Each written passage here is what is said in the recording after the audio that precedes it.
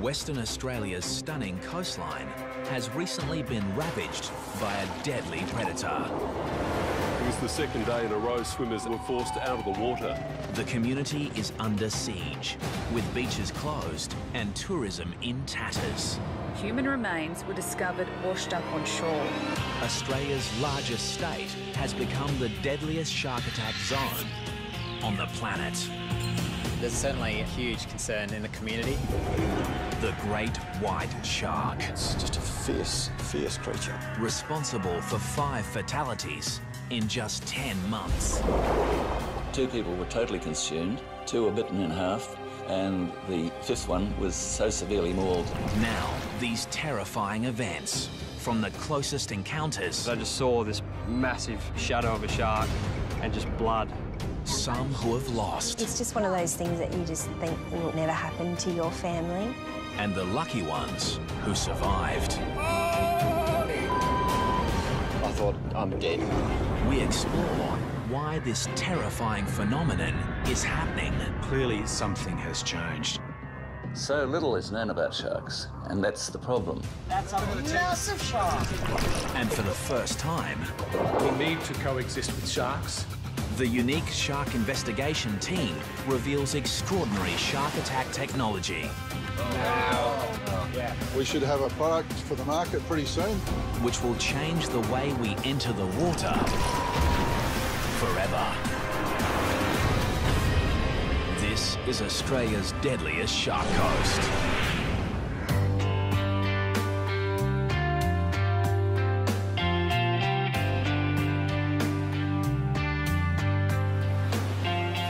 Western Australia's coastline spans over 12,000 kilometres of some of the most beautiful beaches in the world. But recently, they've become the most dangerous. Western Australia had a charmed period between 1925, when there was an attack at Cottesloe, and 2000, when Ken Crew was taken at North Cottesloe. That's a period of 75 years in the metropolitan area. But attacks have escalated in recent years. We've had 10 since 2005, and we've had 5 in less than 12 months. This unprecedented spate of fatal shark attacks has triggered a wave of fear amongst the West Australian community. The impact has a profound effect on the lives of many, especially those unlucky enough to witness these horrific events. I'll just pull the car up there and drop it in just there. It's cooking. 22-year-old surfer Matt Holmes travelled 2 hours north from Perth with his mates to a popular surfing location called Wedge Island. Yeah, we were just so excited to run around throwing the ski in as quick as we could to get out there. Together, they'd had years of experience surfing the West Australian coast. But there was nothing that could prepare these 3 young men for what was about to happen. It just looked so safe out in that water. It just felt like a perfect day. Using his jet ski, Matt began towing his friend out to the breakers, where they could take turns surfing the waves. We'd been in the water for, I reckon, an hour and a half. We were just towing up to 2 blokes that were probably 100 metres away, and I signalled to Nathan to turn around. I looked back forward and just saw some guy just get attacked by a shark. Matt watched in horror as the 5-metre great white shark moved through the waves like a torpedo.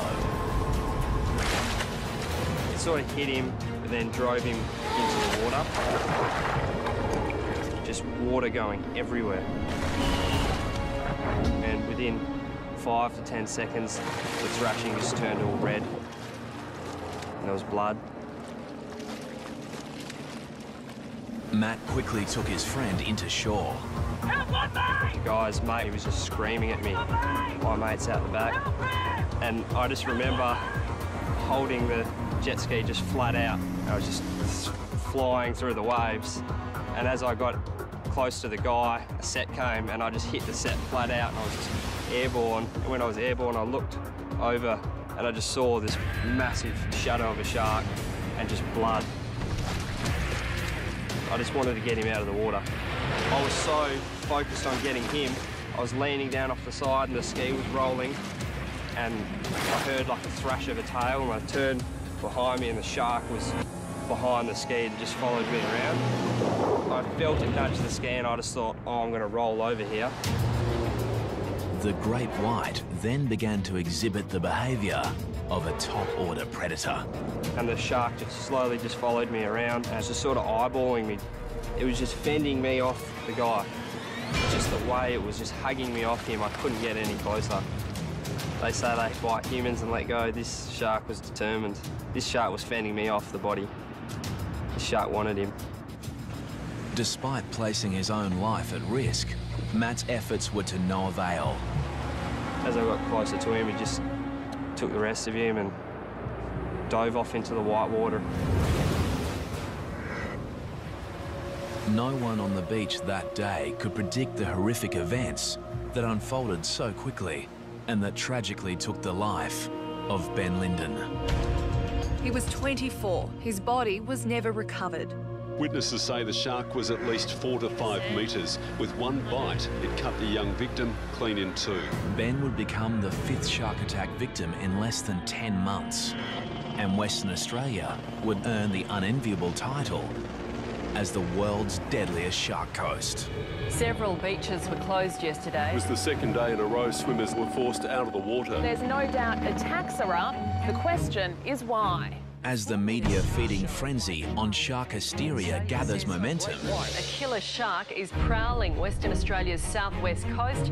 the authorities launch a full-scale shark task force to investigate why this is happening. The government had to respond to a situation of 5 fatalities. That was unusual, and clearly something has changed. I'm of the view, whether it's scientific or anecdotal evidence, that the number of sharks have increased and that has proved to be a threat. Investigations into all 5 recent shark fatalities reveal just one suspect. The great white shark, recognised as the fiercest predator on the planet. Many believe their protected status over the past 15 years may be to blame. The great white shark's been protected in Australia since 1997 and in Western Australia for the same period. One of the enduring theories is that since their protection, their numbers have exploded. So what is drawing the sharks into the Western Australian coastline? To be honest, it's a really difficult question to answer. I think that there are definitely times of year where sharks are more common off of the WA coast, and there are times of year when they've kind of left the coast and have gone to other regions. Theories include the resurgence in whale and seal populations along the coast, while others believe a decrease in fish stocks has the sharks coming closer into shore looking for food. You know, there always has been sharks, but not like there has been the last few years. They're following the cray boats around while they're pulling pots every day. Sharks, and it'll probably be the same sharks, are following the boats because they're letting go of their old bait, and also it's attracting the smaller fish at feeding on that bait as well, so it's a very easy feed for them. Scientists believe a significant rise in the ocean's temperature may also be bringing sharks closer into the coastline, looking for cooler pockets of water. White sharks are more common in cooler, temperate waters, but they do move very large distances out of those typical temperature regimes. The Department of Fisheries launches an extensive shark monitoring program to investigate the great white's movement patterns. The thing about white sharks is that they're an inherently difficult species to study, and the research we're embarked on now is probably going to take a number of years before we have any conclusive answers about how the sharks are using waters off Western Australia and how that relates to the frequency of shark attacks we've had in the last year. If the scientists were honest, they would give us those three little words, which are simply, we don't know. So little is known about sharks, and that's the problem.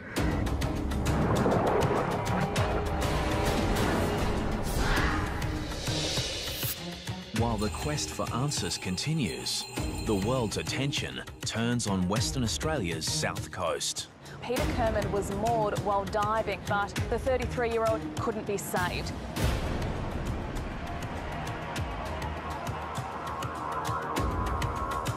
On a windswept beach south of Perth, Sharon Burden weeps alone. This is where her son Kyle was taken by a killer shark. In the coastal town of Busselton, the impact from shark attacks has seen an 80% drop in bookings at the local dive shop. Even though there has been a lot of attacks in a short time, we've still been trying as hard as possible to continue business as usual. Diving in the area for the past 19 years, Alicia has her own thoughts on why there may be more great whites along the south coast. There are theories about why we've had so many attacks in such a short time, and one of them is because of a large female that has resided at Cape Naturalist for many years, and just the fact that a female resides there brings in males looking to mate. Could this be the rogue shark that claimed the life of 31-year-old father of two, Nick Edwards? That morning I was getting ready for work, and usually Nick would go down to Gracetown for a morning surf. Oh, let's get you ready for Daddy, hey? Nathan was at school and Lucy was waiting for him to get home because he would care for her while I went to work. This morning he didn't come home, so straight away I thought that he was hanging around for that last wave and he was going to be a little bit late. A short distance away in Gracetown, local surfer Rob Alder was watching from his balcony as his mate hit the waves. Rob was supposed to be with Nick, but fate kept him at home. I'd been watching him for about 20 minutes. I left the binoculars to put on my wetsuit. In those few seconds, there was a sudden and vicious attack in the water.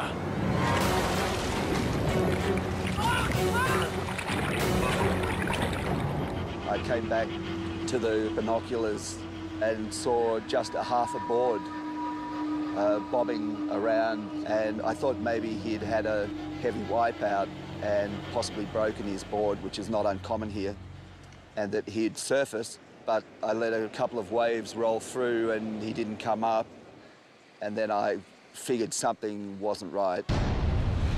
And so I jumped on my bike after calling the sea rescue. As I was cycling down the path,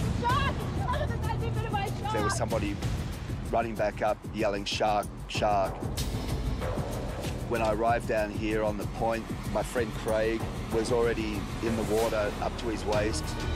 He started waving at me furiously, so I ran down to where he was. He was handling a person, obviously a surfer. He had a wetsuit on, and he was trying to get him out of the water, but the rocks are really difficult here. So together we managed to lift him, and it was then that I realised he'd been attacked by a shark. But in the frenzy, Rob had not identified the shark attack victim. He was about to get the shock of his life. There were quite severe lacerations on his upper thigh and the calf of his right leg.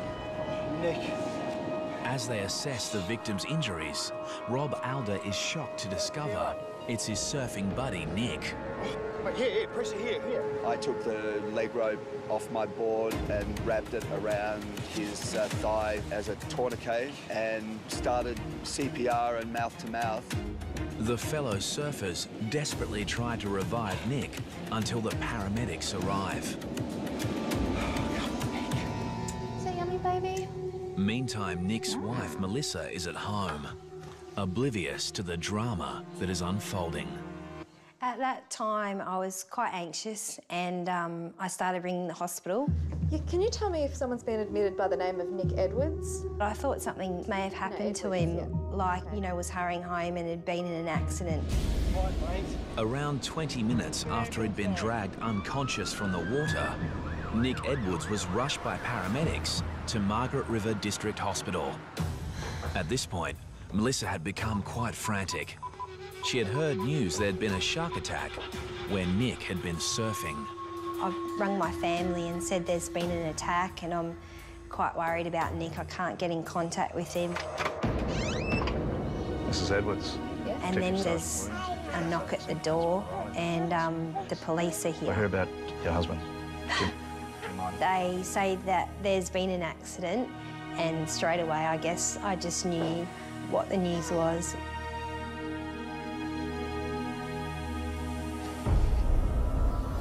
The victim was dragged from the water unconscious. He died on the way to hospital. For Melissa, coming to terms with her husband's sudden death had her reassess how she felt about sharks. When they are coming close to shore and putting people in danger, I think it's really important, if they can't be removed from the area, then that they are destroyed. Somebody said to me, what right do we have to play God with the sharks? There's no price you could put on a human life. But in the rising debate on culling sharks, conservationists fear the wrong message is getting across.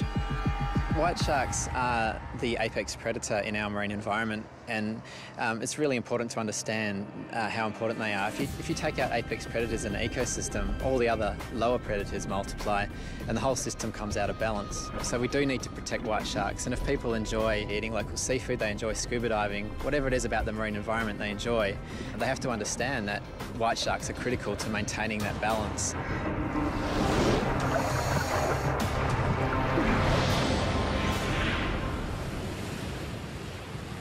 In Perth, daily shark sightings forced the closure of many popular swimming beaches. But despite the increased shark threat, there are still a few brave souls who aren't afraid to venture into the water. I'd like to welcome everyone aboard Blue Destiny. My name's Mark, I'm the skipper. Today, divers are heading to the northern tip of Rottnest Island, a popular tourist island just off the coast of Perth. Do you want to see a shark? Hope so. With some trepidation, they're about to dive the exact same location, which only 12 months ago was the scene of a horrific shark attack.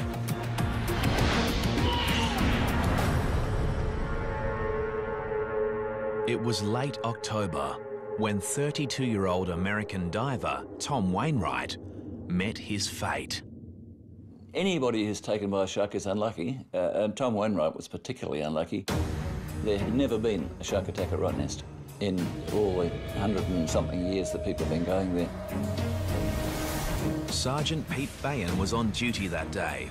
He was called to investigate the circumstances surrounding the attack.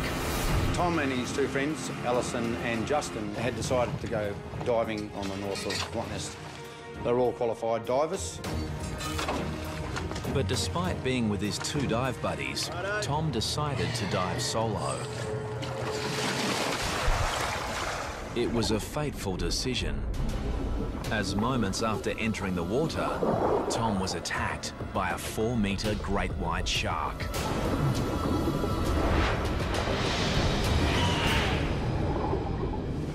Justin and Alison noticed a disturbance on the surface where a huge amount of bubbles came to the top. Along with the bubbles came a large amount of blood. And Justin and Alison knew their friend was in grave danger. They've gone over to where Tom is and they managed to pull him on board. They saw that he'd received a massive injury to his left side. His left arm was missing and there seemed to be a circular bite from the top of the shoulder, which had gone around through to the centre of his chest and out to through to his left hip. So it was like a half-moon shape that had gone. It was a brutal, savage bite. Shark hunting patrols are resuming this morning for the great white that's believed to be responsible. Tom Wainwright would become the second shark fatality in less than 2 weeks, following the disappearance of a swimmer at the beach suburb of Cottesloe. After 2 days of searching, the only trace of Bryn Martin are his speedos, triggering speculation that a rogue shark may be responsible. And for shark author Hugh Edwards, it's a theory that should not be ruled out. It is not unlikely that you've got one shark that is either old and finding natural prey difficult to catch, or has found how easy human beings are to catch.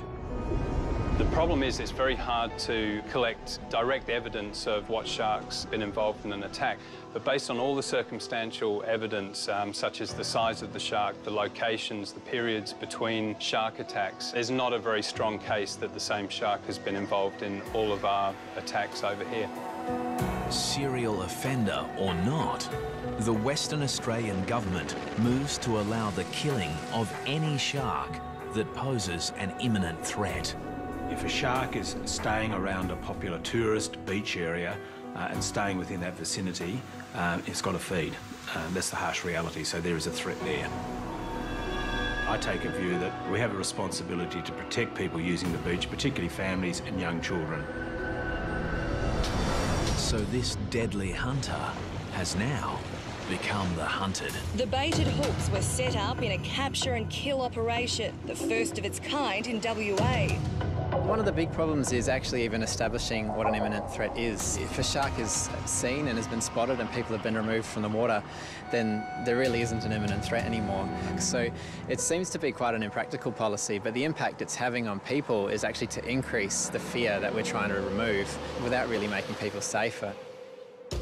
As an alternative to killing sharks, the government assembles a special team of shark experts at the University of Western Australia to investigate how to make people feel safer in the water. We've got the 2 white shark brains here. Professor Sean Collin, a world leader in shark sensory biology, leads a team of specialists who have spent many years attempting to understand shark behaviour. The great white shark is one of the largest predators in the world of the cartilaginous fishes family. It's been around over 400 million years and has developed a whole battery of sensors that makes an exquisitely tuned predator. The team's research into shark sensory systems has led to the development of new shark deterrents, which the team is now preparing to. This show was created for you and your family to watch together. Welcome to Nat Geo Wild. Test in the field. For the first time, they are packing up their entire laboratory and taking it into the domain of these deadly predators. This is a large undertaking, but I believe this is a wonderful opportunity to restore confidence of the public to re-enter our beautiful waters.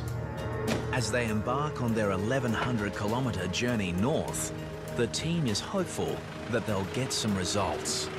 Whenever you are developing something in a lab, however great it is, you need to go and test it with some real sharks because they're going to be the ones that tell us whether it works or not. Shark scientists from the University of Western Australia are about to test new shark deterrent technology in an effort to make people feel safer in the water. Down she goes. At a remote beach location, the Oceans team is about to trial an eco-alternative to the highly controversial shark nets that are used in some parts of the world.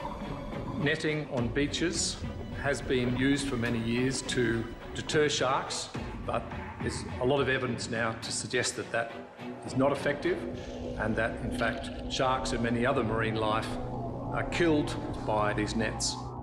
The alternative is a bubble curtain, which quite simply is a wall of bubbles designed to interfere with the shark's senses, including hearing, as well as the shark's lateral line. Lateral line extends over the head and flank of all sharks and detects very minute water movement as the animal moves through the water. Research suggests that sharks will be frightened away by the interference caused by the bubbles. This theory is reinforced after a few days of testing in the field. And you can see it perfectly how he's well within the testing area. Sharks are recorded entering the bubble-free zone, while amazingly, no sharks venture into the bubble net area. We've taken something that was developed in the lab, we've shown we can actually test it in the field, so it's been an absolute success. The team is hopeful that one day bubble curtains will become an eco-alternative to shark nets around the world.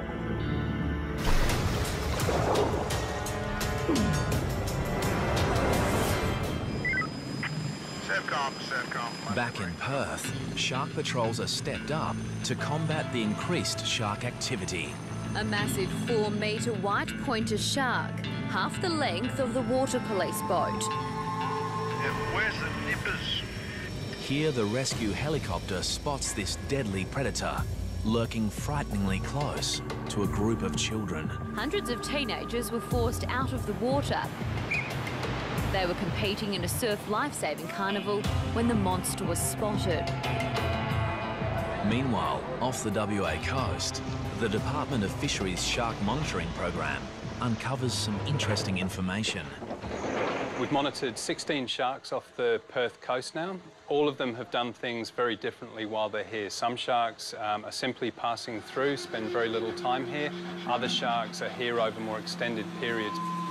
The monitoring program includes the use of new satellite receivers, enabling shark alerts to be posted on social media sites when tagged sharks swim into populated areas.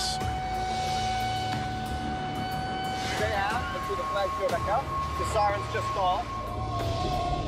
But it's the untagged sharks which pose the biggest threat to beachgoers, and for that, it's up to the surf lifesavers. Surfcom, this is Sorrento Patrol.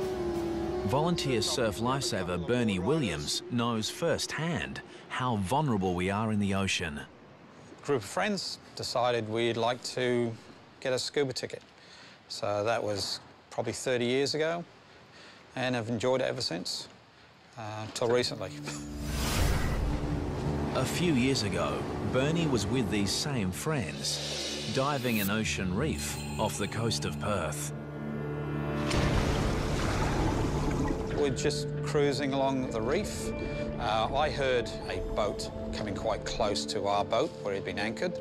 So while Brian and Jenny carried on the reef, I went up to the surface, checked, couldn't see a boat near our boat. So I then came back down. I couldn't immediately see my dive buddies, Jenny and Brian. Suddenly alone in the ocean depths, Bernie searches for his friends. And then, out of the blue comes his worst nightmare. A 4-metre great white shark on the attack. I just felt this sudden impact on my side, and I was pushed through the water. I saw a big black eyeball within about 5 centimetres of my face. My arm was in its mouth, and the alarm bells just went off in my head. Miraculously, Bernie managed to free his arm from the massive jaws and was able to make his way to the ocean floor to seek shelter. Then my arm really started hurting quite badly, and the water started getting a very polluted look to it, a very sheeny look to it, and I realised that I was bleeding quite badly. Things couldn't get much worse for Bernie, until the great white continued to stalk its prey. The shark was just circling. I had my spear gun with me. To fend the shark off, I poked it in the nose as it brushed me. I think it knew that it had a meal there. I was tucked up against the reef watching the shark when I felt someone touch me on the shoulder, and it was the dive buddies.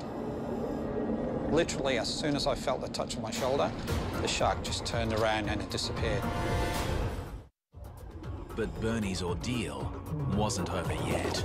That trip from the bottom to the surface had to be the most frightening trip you could ever think of, because the speed of these sharks, it could have quite easily attacked us and made mincemeat of us in the water.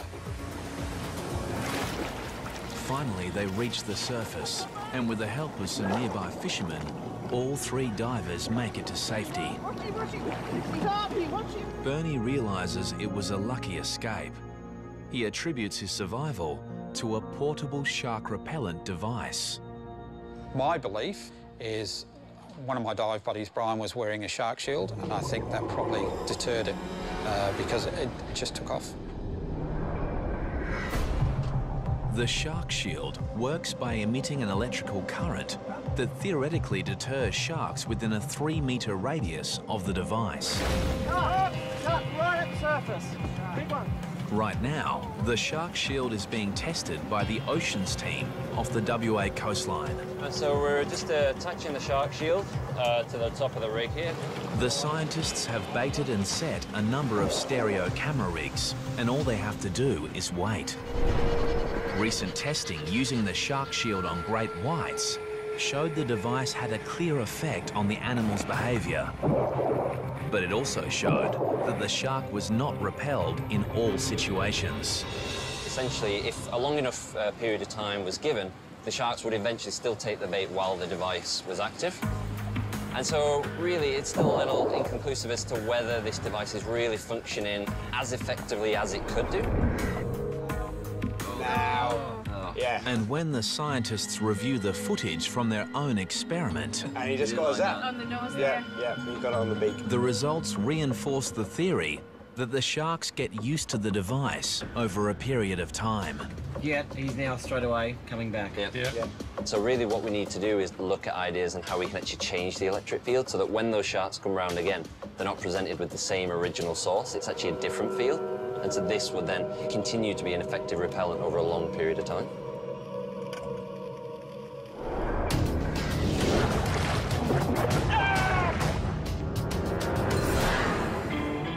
It's not just surfers, divers or swimmers that are at risk. Any surf craft on the water is in danger of being attacked by sharks. As Martin Kane discovered while surf skiing with friends at a popular beach just north of Perth. When you get out there at sunrise, it's a very spiritual experience. It's just a great way to start a day. It was on one such day that Martin and friends encountered a pod of dolphins, a stunning and quite common event. Except these dolphins were behaving strangely. There's about 5 dolphins on my right as I passed by. We're actually huddled up together in a very tight formation, almost floating. We stopped for a while. Martin stopped, but a few of the rest of us stopped for a bit longer because we were so interested in him. Martin began to paddle off, leaving the group behind. And at that moment, a 3-metre great white shark began moving towards him at a speed estimated to be up to 45 kilometres per hour. And then this almighty crash and bang. So I grabbed the ski in its jaws, lifted it up in the air, probably 2 or 3 metres, and I toppled out on the front. Martin's screams went through the air, and all I could see was the ski being spun around and just thrashing and splashing. When Martin finally surfaced, he realised he'd been attacked by the world's deadliest predator. It was just an awesome power of this thing. The tail was just going, you know, left to right like this, and the head was going in the same direction. And I could hear a sort of a hum coming off, you know. Just an amazing, just a fierce creature, absolutely, you know, going ballistic. The shark had ripped a huge hole in Martin's surf ski, and he was 150 metres from shore and even further from his friends. I was swimming to shore, felt like in concrete almost. And all I was thinking of, perhaps he's going to take my legs, or I get chopped in two. With the great white right behind him, Martin was now swimming for his life. All that was going through my mind at the time was, I'm dead, perhaps he's going to take my legs, or I get chopped in two. Luckily for Martin, his friends Kim and Dale were quick to react. Dale said, get on the back of the ski. So I scrambled up like a mad cow and nearly tipped him into the water. All 4 men were still in danger, so they grouped closely together and paddled for their lives. If the shark had come back in any direction, then the guys would have had a go at it. But it wasn't until I got to the beach and looked back out to my ski to see the shark doing a victory lap around my ski that I really thought, oh my God, that was close. Since the attack, Martin has reassessed his relationship with the sea. It's changed the confident attitude that we used to have. You know, go out in the mornings, a bit of deep breathing, you know, fresh air, dolphins, to the sharks out there, you know.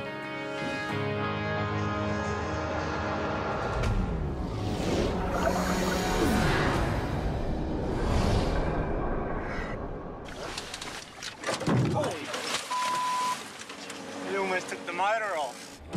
In Western Australia, many of the shark sightings have been caught on video. Weather looks good, no swell. And none more chilling than this footage, taken by freediver Nathan Podmore while on a diving expedition 4.5 hours north of Perth. Hopefully there's a few fish about. When Nathan and his friend Dave enter the water, there are a few fish about, but just not the ones they were expecting.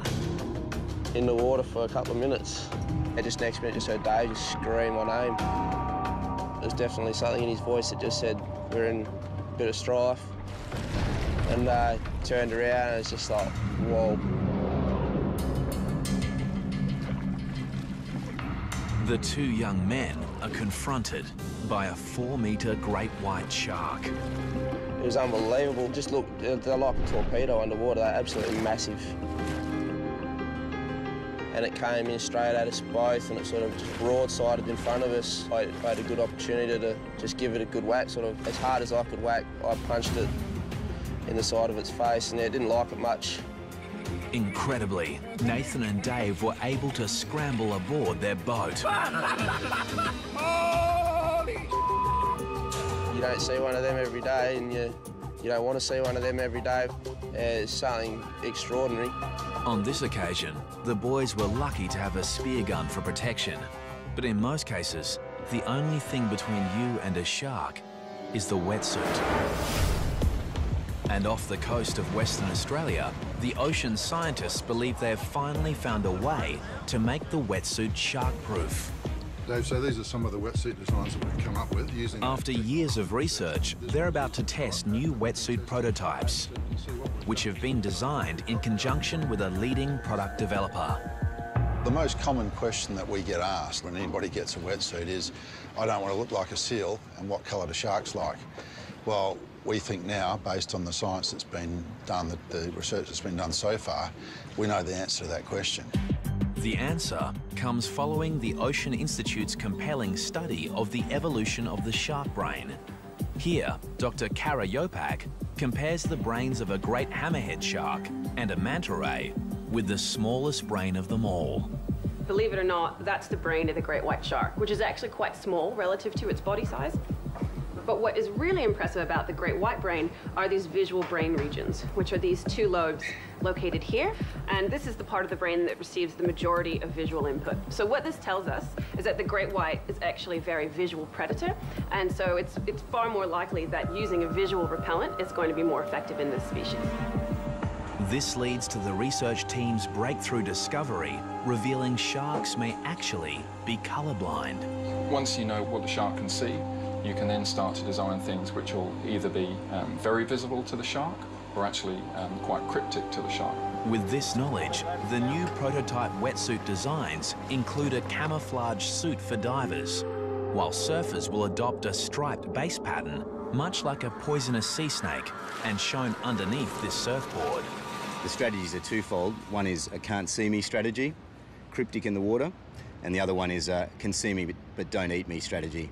The idea being that even though you're perceived, you're not perceived as a meal. Today, the Oceans team is about to test the camouflage design against the popular black wetsuit. Each test wetsuit will be filled with a mix of fish and tuna oil attached to a stereo camera rig. Hi, Caroline. And lowered to the ocean's depths, where hopefully some sharks will take the bait.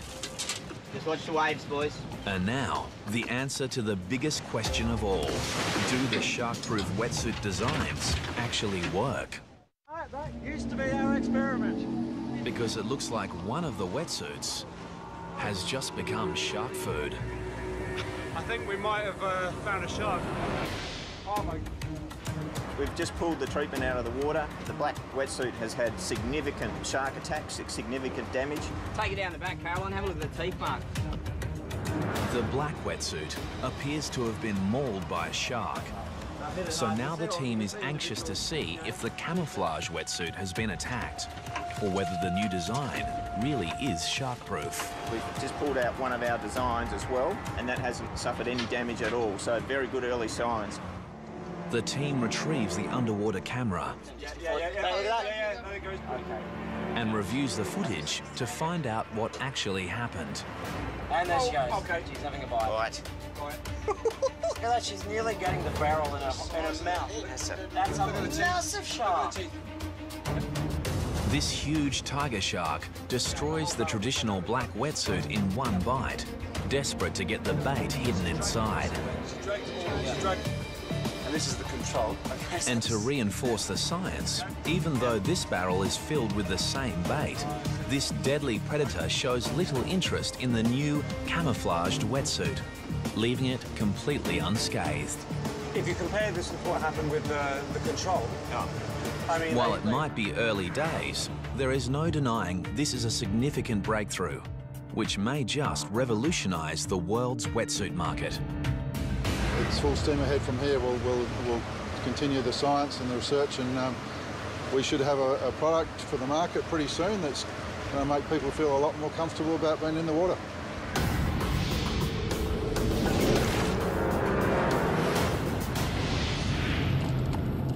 Any encounter with a great white shark is going to leave its mark. It's down there, right? And for Matt Holmes, it has had a profound effect. Every night, the whole thing goes through my head. And what I could have done different, and if what I did was enough. Today, Matt has returned to the beach where a great white shark claimed Ben Linden's life. Still remember going out through here, just flat out. But he can only watch on as his friend takes their beloved jet ski out for a spin. I struggle to go out on the boat for a fish nowadays. I just feel like it's all going to happen in front of me again. Just never thought it would happen, but unfortunately in WA it's happening all the time.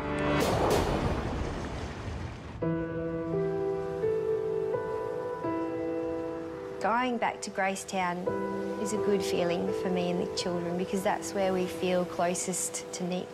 The loss of Melissa's husband, Nick, means her life and the lives of her children will never be the same. Because Lucy's quite young, we go down onto the sand and there's a cross still in the sand, so she decorates it and plays in the sand. And despite a great connection to the ocean, the young family isn't ready to venture back in. And I know Nathan's never going to go in the water again. And the question remains, will it ever be safe to go back into the water? There is no doubt that the shark fatalities and the increased sightings of sharks has affected the behaviour of people. So it's affecting our lifestyle because one of the great things of West Australia are our beautiful beaches, our long coastline and the enjoyment of that environment.